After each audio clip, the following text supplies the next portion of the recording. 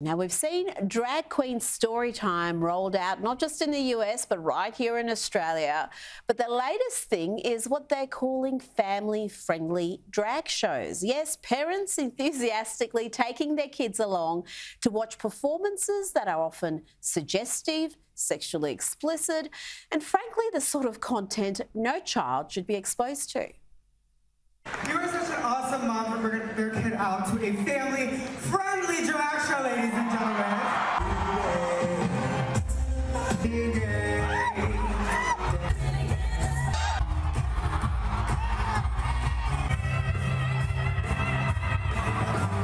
Are you confused yet?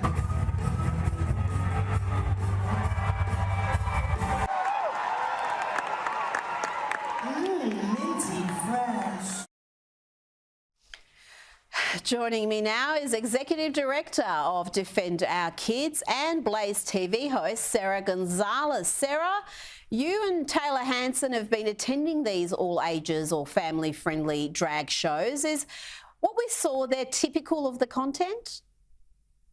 Sadly, Rita, yes, it is typical of the content that they are, of course, billing as family-friendly and all ages welcome. I wish that I could tell you that I have been to one of these drag shows that they are marketing towards kids and that it has not been sexual in nature, but that just has not been my experience. This is the new trend now. You have these woke suburban moms taking their children to, in this case, it was a Christmas drag show, but in many cases, it's a drag brunch where they sip mimosas and get tipsy while their children get sexualized in the process. And it's just a really, really devastating thing for American children here.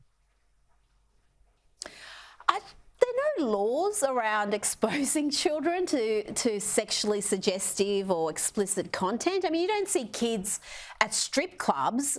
Why are they attending these sort of shows where I've seen clips where they're handing out dollar bills to drag queens who are doing a strip type performance, dancing?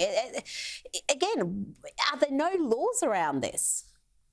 See, this is the thing that we are trying to prove, Rita, with my organization, Defend Our Kids Texas, is that we are trying to prove the point that there are laws already on the books that should be protecting children from these events. Unfortunately, lawmakers didn't have the foresight to think that they would have to include things like drag queen shows in all of these laws protecting children from being sexualized. So now we're seeing the ramifications of that. But our point in going in and getting this footage and showing people, how is this any different from taking your child to a strip club? As you mentioned, it's not any different. And unfortunately, we are living in a time where the LGBTQ community seems to be exempt from all of these ramifications, from the consequences of sexualizing children. And that is what my organization aims to stop. Well, even talking about this, even showing the footage that you've got from these events, you get crazy attacks from the activist class who just deny this is happening, deny that there's content there that isn't suitable for children. But I've got to say, whenever I see these videos, my first thought is why? And then my next thought is, what sort of parent chooses to take their child along to see that? And I'm so glad you went along and asked some of these mums, mainly mothers who are taking their kids along. And let's have a look at some of their answers. Can I ask you a question? Do you find this to be age appropriate for your children? Yeah, I mean, I'm a little more, I'm not as conservative, but I mean, really it's not any different than, I mean, Disney, they have similar things. Like, it's really not that far from it. I had sex with my father's boss in my father's office. Honestly, like, I'm body positive. Minty fresh. Do you find this to be age appropriate for children? Do I find this to be age appropriate? Yeah. For my child, yeah. Hello, you're reaching for my titties. Are you hungry? Do you mind me asking how old she is?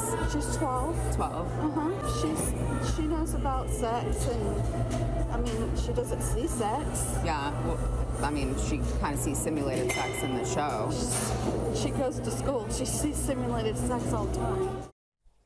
Sarah, the video goes much longer than that, but that gives you an idea of the mindset of some of these mothers. Are they trying to be cool? Are they trying to be progressive as they see it? What is the motivation for going along to events like this with their children? Yeah. Yeah. Unfortunately, I think the sad reality is a lot of them just aren't good parents, and they are doing what they want to go do, which is, engage in all of this debauchery, and they don't want to spend the money on a babysitter because that is how little they care about their children. I also think there is a large subset who they have just totally fed into this religion of wokeism, and they are literally sacrificing their children at the altar of wokeism, and they are handing these children away to sexualize. I mean, I see it time and time again when I go to these events. These women think that they are doing absolutely nothing wrong, and they just roll over and say, well, they're going to learn about it anyway. I mean, you heard this woman say, well, she sees simulated sex all the time at school. I have some questions, Rita, because Really? I've not seen how the simulated sex is a part of a curriculum. Trust me, I know it's gotten bad in America, but I don't think it's gotten that bad. So I would like to know where her children are going to school, but unfortunately, they just kind of want to pass the buck and say, well, they're going to learn about it anyway, so I might as well not spend money on a babysitter and just take them with me. Oh, goodness. And that was in Texas. That's another thing. That wasn't Portland or California or New York City. That was in Texas. Mind you, Austin, which is, had a bit of a Californication occur there. But Sarah, good luck to you. Well done on exposing what is happening at these events. And hopefully the lawmakers catch up with these events and enforce the law. Because like you said, the laws are already there. They're just choosing not to enforce them. Sarah Gonzalez, thank you for joining me tonight. Thank you so much, Rita.